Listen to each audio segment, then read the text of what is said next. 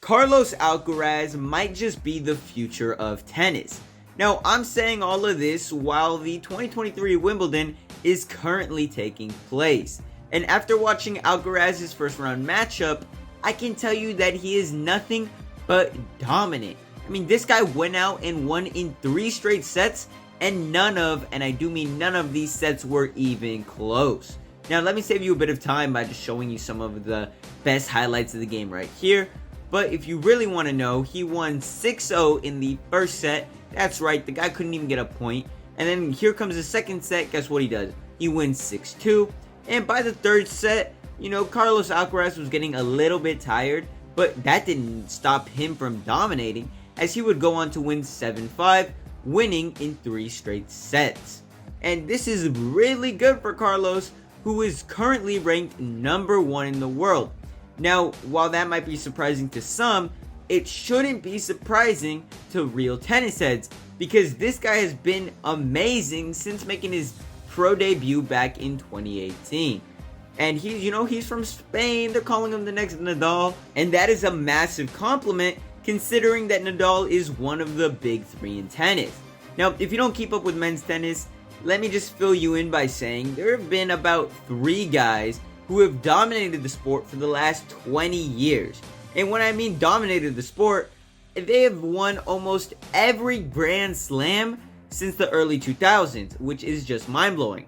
I mean, between the 3-star athletes, they have won more than 60 Grand Slams.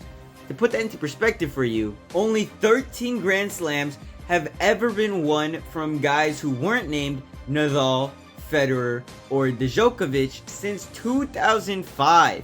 Each one of them has been great in their own kind of way. I mean, for example, Nadal, he was best in the French Open, where he won 14 of his 22 Grand Slams. He was a master on the clay.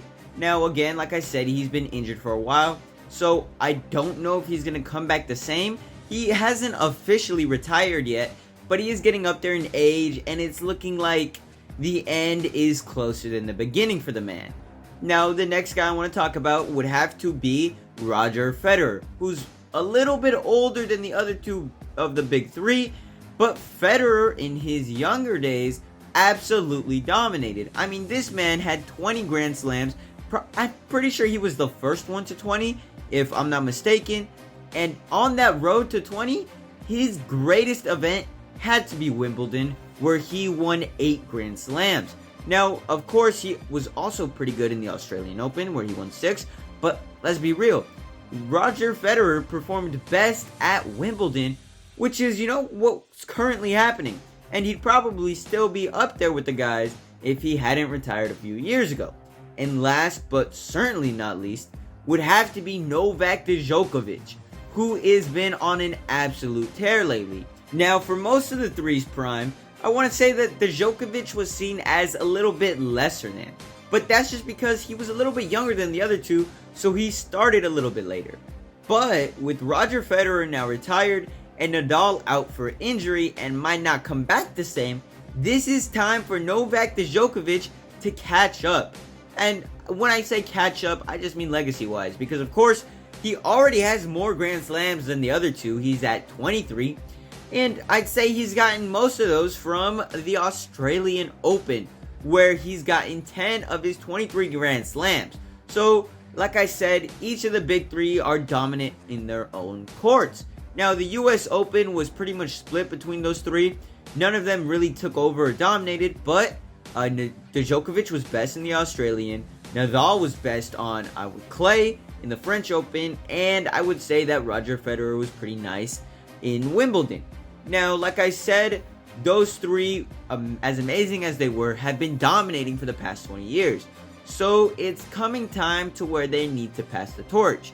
And with the other 2 now out of the sport, and Djokovic, one of the last out of the big 3, he's going to go on for so he's looking to have all 4 in 1 year, which is pretty magical. Doesn't happen too often. So if he does that, amazing. But the one man standing in his way has to be Carlos Alcaraz. Now, Carlos Alcaraz, like I mentioned, is super young, up and coming, and if anyone's going to get past the torch, it has to be Alcaraz. I mean, he went up against Casper Ruud in the finals, and Casper Ruud is no joke of an opponent. So the fact that he was able to take him out at such a young age is a really bright spot for the young man. But since winning the US Open, he hasn't been able to close on the other events. But since Alcaraz is somehow ranked #1 in the world, even though Djokovic won the last 2 Grand Slams, it's looking like a lot of tennis heads see Carlos as the favorite in Wimbledon, and he might just be so. I mean, he hasn't won in Wimbledon yet, but everyone has a first, and I do think that this will be Carlos Alcaraz's first time winning in Wimbledon, and I think it'd be a very special moment, a passing of the torch, I'd like to say, as it goes from the magnificent trio we've all watched for the last 2 decades, and the new generation is coming in, led by Carlos the man Alcaraz. So it'll be something special to watch.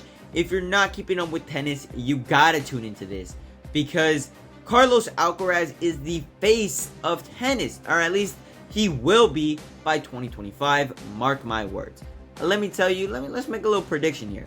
I really think that Carlos Alcaraz will have 4 or 5 Grand Slams under his belt by the end of 2025, and I don't even think that's too much of a hot take.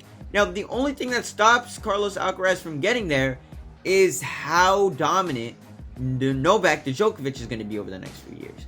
Like I said, he is younger than the other two, so his prime isn't over yet, and hell, he might just keep setting records, because Djokovic currently has 23 Grand Slams, which is the most by men's, but I want to say that there is a woman out there who does have 24. Oh, that's right, Margaret Court. I'm sorry, I could not go on without giving my flowers to a legend, Margaret Court. Now, she did win those back in the era that wasn't so recent, but that doesn't mean anything. The comp was still comp, and Margaret Court was still dominant as hell, as she would go on to win 24 women's Grand Slams, and that is nothing to take lightly. So I just wanted to give her flowers and give her the recognition that she so obviously deserves. But yep, that's about it for the video. I wanted to cover tennis. I've covered tennis before. I don't know if you've seen these videos, but click on them if you haven't. Much love, deuces, catch y'all next time.